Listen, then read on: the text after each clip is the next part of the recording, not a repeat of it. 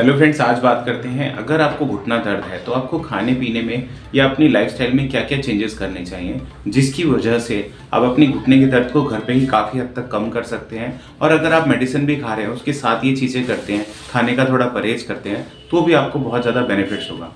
Hello friends, मैं doctor Mukesh. आज मैं बताने वाला हूँ 3 ऐसे खाने की चीज़ें जो आपको अवॉइड करनी चाहिए अगर आपको जोड़ों से रिलेटेड कोई प्रॉब्लम है या आपको कोई घुटने में दर्द है या इवन आपको घुटने में सूजन है। कई बार ये सूजन विजिबल होती है, दिखती है, और कई बार ये अंदर होती है जिसकी वजह से दर्द होता है।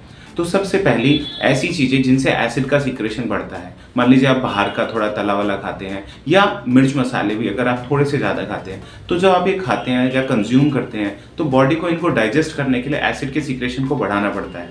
और जैसे जैसे बॉडी एसिड का सिक्रेशन बढ़ाती है तो इससे आपके ब्लड के पीएच लेवल पे भी थोड़ा सा इम्पैक्ट आता है। और जैसे ही ब्लड थोड़ा एसिडिक होता है, उसका पीएच थोड़ा डिस्टर्ब होता है, तो ऐसे में जॉइंट्स में इन्फ्लामेशन होना, सूजन होना बहुत कॉमन होता है। और बहुत बार सूजन की वजह से ही पेन होता है। ये सूजन कई बार बाहर से विजिबल दिखने में आती है कि घुटने में सूजन आ रही है इसलिए दर्द हो रहा है। कई बार ये इंटरनल भी होती है। कई बार इंजरी की वजह से भी इंटरनल स्वेलिंग होती है जो बाहर से तो विजिबल नहीं होती है, बट अंदर उसकी वजह से ही दर्द होता है। तो आपको खाने में ऐसी चीज़ें अवॉइड करनी चाहिए जिनसे थोड़ा एसिड बनता है या थोड़ा जो खाने में थोड़ा ऑयली है या स्पाइसी है। तो 2 चीज़ें आपको ये सबसे पहले बंद करनी चाहिए।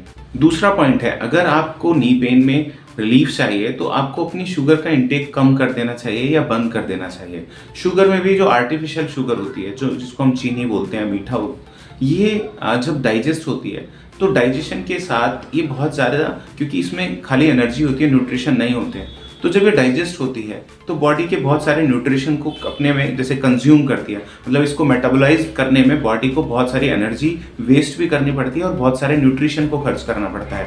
और जॉइंट्स पेन में बहुत बार देखा गया है कि बॉडी में न्यूट्रिशन डेफिशिएंसी होती ही है। तो ऐसे केसेस में जहाँ पहले से ही न्यूट्रिशन डेफिशिएंसी है और आप शुगर का इंटेक काफ़ी रखते हैं तो बॉडी में और ज़्यादा न्यूट्रिशन की डेफिशिएंसी आती है, जिसकी वजह से आपके लिगामेंट्स, मसल्स बहुत ज़्यादा कमज़ोर होते हैं। और दूसरा, चीनी जब आप कंज्यूम करते हैं डेली रूटीन में, जब चीनी कंज्यूम करते हैं तो ये भी थोड़ा एसिड के सिक्रेशन को बढ़ाती है। इनके मतलब जब डाइजेस्ट होती है तो बहुत ज़्यादा टॉक्सिसिटी भी क्रिएट करती है। तो ऐसे केसेस में अगर आप अपने घुटने का दर्द कम करना चाहते हैं तो आपको शुगर का इंटेक कम कर देना चाहिए। अगर पॉसिबल है तो बंद कर देना चाहिए। आर्टिफिशियल से आप नेचुरल शुगर पे अगर जाएंगे तो बहुत ज़्यादा बेनिफिट होगा।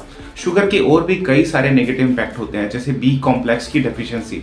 जब आप बहुत ज़्यादा मीठा करते हैं तो बॉडी में बी कॉम्प्लेक्स बहुत कम होता है, क्योंकि इसके मेटाबोलाइज में बी कॉम्प्लेक्स यूज होता है और उसमें चीनी में तो खाली कार्बोहाइड्रेट के अलावा कुछ भी नहीं होता है, जो रिफाइंड शुगर होती है। तो ऐसे केसेस में जब बी कॉम्प्लेक्स कम होगा तो आपकी मसल्स कम होंगी और बहुत सारे जो न्यूरल फंक्शन होते हैं वो डिस्टर्ब होते हैं। तो ऐसे में चीनी एक तरह से पेन बढ़ाने का काम करती है। हालांकि जब आप चीनी कंज्यूम करते हैं तो ये ब्रेन के एक हैप्पी हार्मोन को भी सीक्रेट करती है, इसीलिए चीनी की एडिक्शन सी होती है। बट इसमें अगर आप पेन में थोड़ा सा अपने पे डाइट पे कंट्रोल करके, अपनी जबान पे जैसे कंट्रोल करके चीनी को छोड़ेंगे तो उससे आपके घुटने के दर्द में बहुत ज़्यादा आराम आएगा। जॉइंट्स को रेगुलेट करने के लिए, रेगुलर फंक्शन के लिए न्यूट्रिशन की ज़रूरत होती है और साथ साथ एक तरह से पानी की भी अच्छी ज़रूरत होती है। जब आप पानी कम पीते हैं, आपकी बॉडी डिहाइड्रेशन फॉर्म में रहती है, तो बहुत सारे रिपेयरिंग प्रोसेस, क्योंकि जब आप चलते हैं या खड़े होते हैं, वॉकिंग करते हैं, तो इंटरनल माइक्रो इंजरी हो रही होती है, बट जो डेली रूटीन के साथ रिपेयर होती हैं।